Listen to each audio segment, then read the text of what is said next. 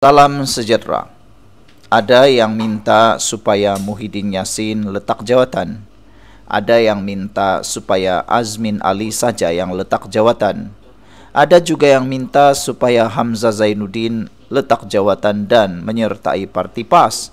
Karena mereka kata PAS sangat suka dengan Hamzah Zainuddin. Seakan-akan berpeluk-pelukan dengan pemimpin-pemimpin PAS, kata mereka.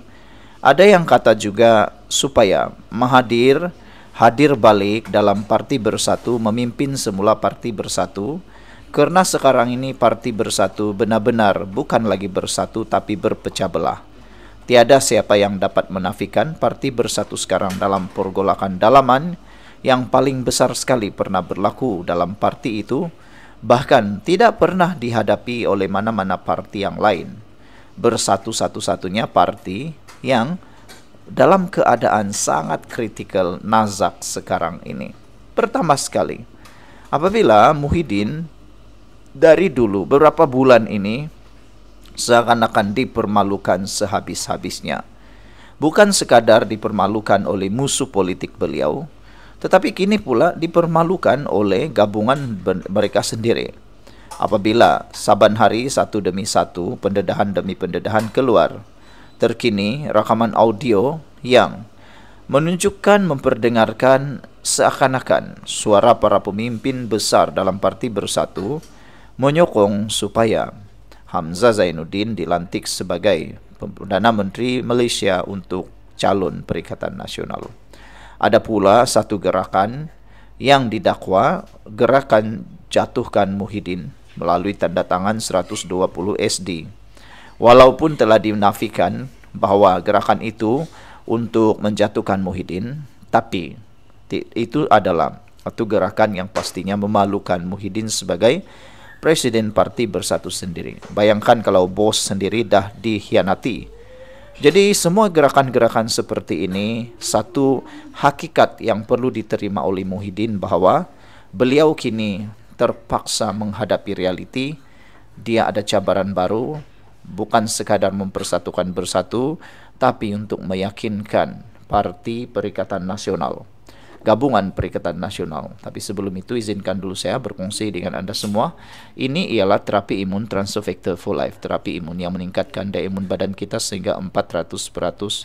Secara umum dan ringkasnya, apabila imun badan kita lemah, apabila imun badan kita bodoh, apabila imun badan kita tidak lagi bertindak dengan seimbang, kita kena penyakit dan penyakit bertumbuh berakar di dalam tubuh badan kita.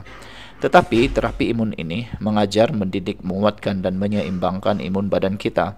Apabila imun badan kita sudah jadi kuat, bijaksana dan seimbang, imun badan itulah yang akan menghapuskan semua akar penyakit yang ada dalam tubuh badan kita, lalu kita sembuh. Cepat dapatkan produk hebat ini melalui nombor telefon saya yang tertera.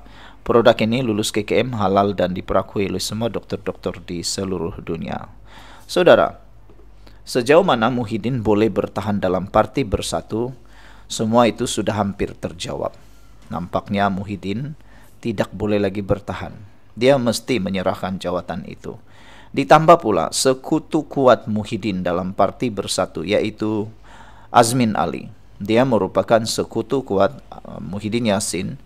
Kini pula diserang habis-habisan bukan oleh orang luar parti, tapi oleh orang dalaman parti. Dan orang itu pula pemimpin tinggi dalam Parti Bersatu. Yang didedahkan pula bukan sekadar pendedahan biasa, tapi pendedahan yang melibatkan maruah dan integriti Azmin Ali. Video semburit lama, video disandakan kini menjadi panas semula. Apabila didedahkan oleh Wan Saiful, Wan Jan, kononnya rakaman video itu adalah tulen. Di samping itu, ejekan daripada Wan Saiful Wan Jan secara pribadi bukan sekadar gerak kerja Azmin yang diconteng, tapi integriti dan maruah Azmin Ali, yaitu didedahkan kononnya Azmin Ali ialah pemimpin paling kuat merajuk, terpaling kuat merajuk dan terpaling kuat drama. Ini tentunya bukan sekadar mencalar credibility Azmin Ali, tapi pastinya marwah. Itu sebabnya Ramai netizen kata, kalau sudah begitu teruk dipermalukan dalam Parti Bersatu, Azmin silakanlah angkat kaki daripada Parti Bersatu bersama dengan Muhyiddin Yassin. Bagus kamu gabung berbentuk parti baru tanpa ada politik daripada PAS, kata mereka. Adakah Anda setuju? Sekian dulu, kita jumpa lagi. Hello guys, ini ialah walkie-talkie Bofeng BF888S. Dapatkannya di Shopee, murah. Guys, ini ialah headphone Onikuma K2 Pro. Hebat, luar biasa, cantik dan murah. Dapatkannya di Shopee. Guys, ini ialah power bank Mozom PB149. Murah, hebat, dan dapatkannya di Shopee sekarang. Guys, ini ialah Shocks Open Swim Pro. Headphone yang hebat, kualiti hebat, tahan air. Dapatkannya di Shopee. Guys, ini ialah headphone One Audio E70 Fusion. Dapatkannya di Shopee, murah sekarang. Salam sejahtera. Pilihan Raya Negeri Sabah diramalkan akan berlangsung atau Dewan Undangan Negeri akan dibubarkan pada minggu hadapan. Seawal-awalnya hari Isnin atau hari Selasa. Itu ramalan para pengulas politik, pemerhati politik. Jadi sekarang ada orang tanya saya, siapa yang kamu rasa akan menang besar? Saya mudah saja cakap. Saya kata begini, yang menang ialah mana-mana parti politik yang dapat menunjukkan mereka ialah gabungan yang dapat memperjuangkan hak Sabah, terutamanya MA63, pembangunan Sabah. Ada dia tanya juga, saya pun nak tanya juga kamu lah, saya mau tanya juga kamu. Sejauh mana parti lokal di Sabah mampu membentuk kerajaan sendiri tanpa diganggu ataupun tanpa ada campur tangan daripada parti Malaya, parti daripada Semenanjung Malaysia. Ada netizen yang bercakap dengan saya, baru jumpa tadi di pasar pun, dia kata, apa yang akan lebih kuat? Parti gabungan Sabah ataupun parti yang ada gabungan dengan daripada Tanah Melayu? Saya kata dengan dia, dua-dua pun bagus, dua-dua pun elok. Cuma mahu tengok mana satu yang benar-benar serius memperjuangkan MA63.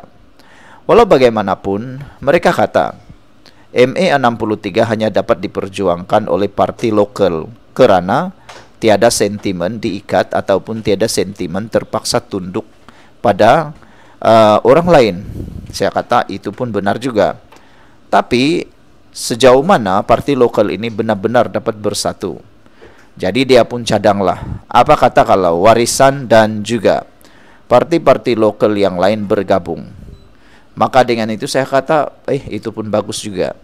Dia cadang Warisan, SAPP, PBS, TA, USNO bergabung dalam satu gabungan baharu. Beliau kata kalau ada gabungan ini tidak perlu ada Pakatan Harapan, boleh menawan Sabah. Dia kata tiada yang mustahil. Dalam dunia politik, khususnya di Sabah, di Malaysia, semuanya boleh. Dulu kawan, sekarang lawan. Dulu lawan, sekarang kawan. Itulah yang akan berlaku dalam dunia politik. Tapi sebelum itu, izinkan dulu saya kongsikan dengan Anda semua. Ini ialah terapi imun Transofector for Life. Terapi imun yang meningkatkan daya imun badan kita sehingga 400%. Secara umum dan ringkasnya, apabila imun badan kita lemah, apabila imun badan kita bodoh, apabila imun badan kita tidak lagi bertindak dengan kuat dan seimbang, kita kena penyakit. Penyakit berakar dalam tubuh badan kita. Tapi apabila imun badan kita jadi kuat, bijaksana dan seimbang, terapi imun ini mengajar, mendidik dan menguatkan serta menyeimbangkan imun badan kita. Kita sembuh daripada penyakit karena imun badan kita lah yang menghapuskan semua akar penyakit yang ada dalam tubuh badan kita.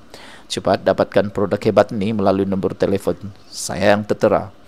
Produk ini lulus KKM, halal dan diperakui oleh dokter-dokter di seluruh dunia. Cepat dapatkannya sekarang.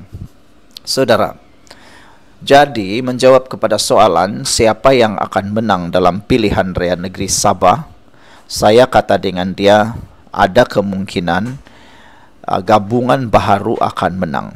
kalau gabungan baharu itu dapat membawa aspirasi baharu, aspirasi rakyat Sabah yang sebenarnya. Kerana rakyat Sabah sebenarnya menunggu, sebenar-benarnya menunggu apakah aspirasi yang paling terbaik yang ada untuk rakyat Sabah. Jadi kita harapkan perjuangan ini dapat diteruskan oleh para pemimpin di Sabah. Jangan sampai rakyat Sabah hilang kepercayaan, tidak lagi mau mengundi Anda dengan sampai kata-kata keluar, lokal pun sama, bukan lokal pun sama. Kalau itu sudah terjadi, apa boleh buatlah kan.